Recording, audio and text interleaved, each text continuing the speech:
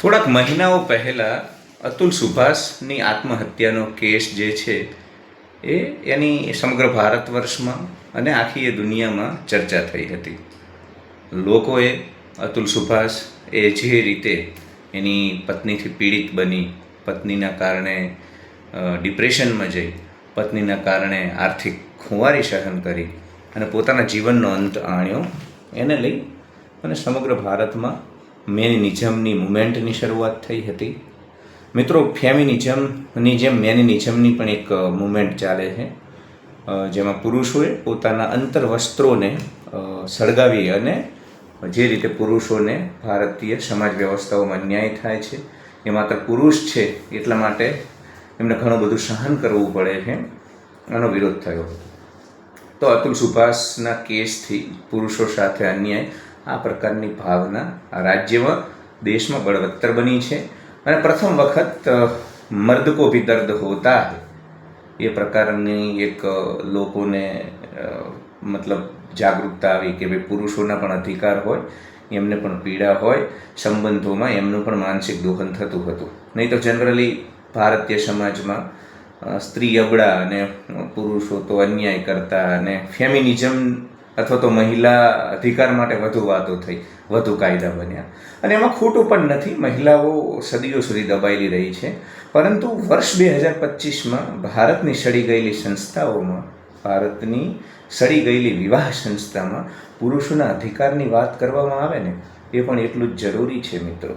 ખાસ કરીને જૂનાગઢમાં જ્યારે પિયુષ જેવો યુવાન જવા મર્દ બાહોશ દેખાઈ રહ્યો છે, ભલે જીવનથી હારી ગયો, સંજોગોથી હારી ગયો, પણ ખૂબ જ નાનકડો યુવાન, કુટુંબનો એ એકમાત્ર આધાર હતો. એનો નાનો ભાઈ છે પરંતુ મોટો ભાઈ હતો અને આર્થિક રીતે કુટુંબના હિતો સાચવતો હતો, એટલે કુટુંબનો આધાર ગણી શકાય. આ પિયુષની આત્મહત્યા પહેલાંનું જે કન્ફેશન છે, જેમાં એને કઈ રીતે લગ્ન બાદ એની પત્ની અને એના મામાજી દ્વારા પ્રતાડિત કરવામાં આવ્યો અને જેતપુર રહેવા જવાનું દબાણ હતું, પત્ની દ્વારા ઘર જમાઈ બનીને રહેવાનું દબાણ હતું.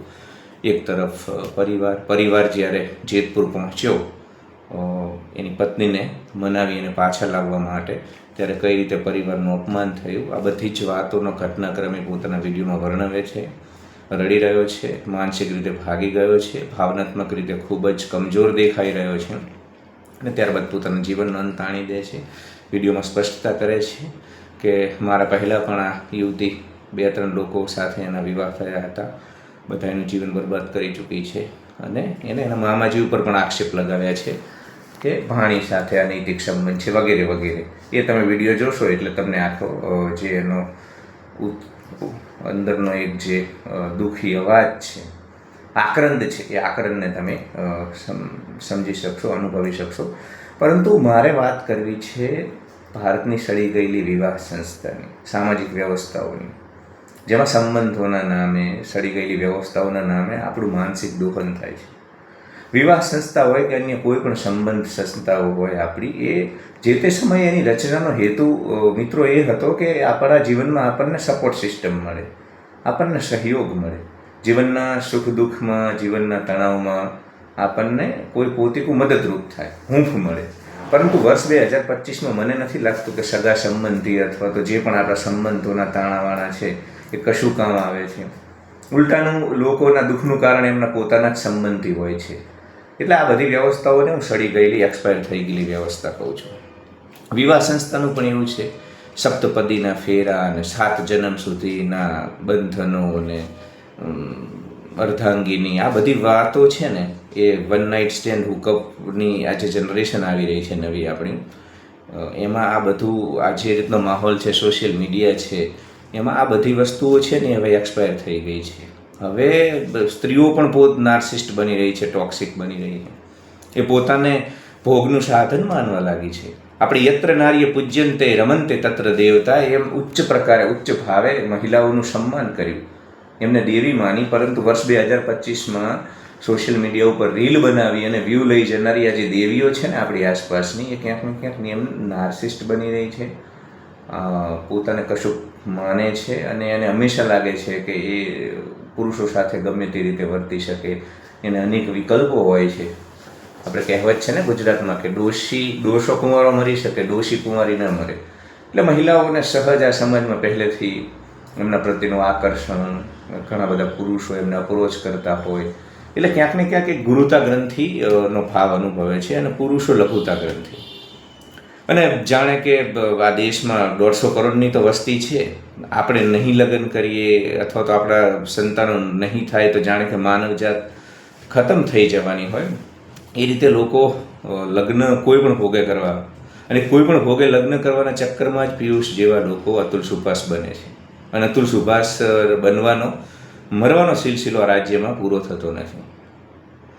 તો આ માત્ર દેખાય એટલી વાત નથી કે એની સાથે દગો થયો એની પત્ની, પરંતુ એક પુરુષ છે ને એ જ્યારે સંબંધોમાં જોડાય, રિલેશનશિપમાં જોડાય, ત્યારે ઘણું બધું એનું તૂટતું હોય છે. આપણને એમ લાગે કે શા માટે જીવન, પણ એ પોતે વ્યક્તિ જ્યારે સંબંધોમાં હોય, એક તરફી કોઈના પ્રેમમાં હોય અને સામેનું પાત્ર જ્યારે સતત અવગણના કરે, ત્યારે હાઈલી સેન્સિટિવ, અતિ સંવેદનશીલ જે લોકો હોય છે ને, એ આ સહન નથી કરી શકતા હોતા.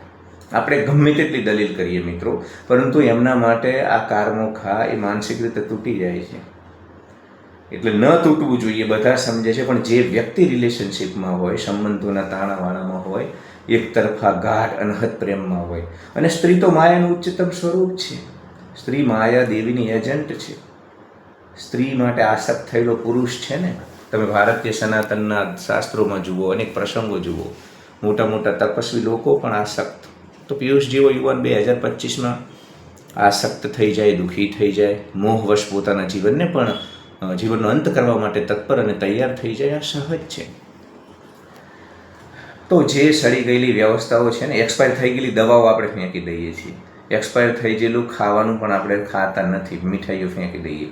એમ એક્સપાયર થઈ ગયેલી સડી ગયેલી વ્યવસ્થાઓને ફેંકી દેવાનો સમય આવી ગયો છે.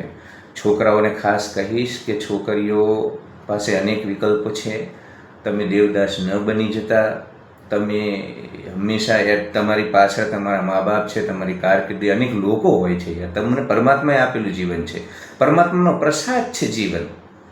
જે વ્યક્તિ તમારી નથી, જે વ્યક્તિ ભલે ને ગમે એટલી એ સ્વરૂપવાન હોય, ભલે ને ગમે એટલી એ રૂપાળી હોય, ગમે એટલી સુંદર હોય, ઉર્વશી, મેનકા, રંભા જેવી અપ્સરા હોય, પરંતુ એ ભીતરથી તમારી નથી અને ભીતરથી સુંદર નથી. ભીતરથી આવી ટોક્સિક, નાર્સિસ્ટ, અહંકારી, સ્વાર્થી, તો એવી સ્ત્રીઓને પ્રેમ ન કરાય. એવી સ્ત્રીઓ ગમે તેટલી યાદ આવતી હોય, એવી સ્ત્રીઓ ગમે તેટલી તમને આકર્ષતી હોય, એમને છોડી દેવી જોઈએ.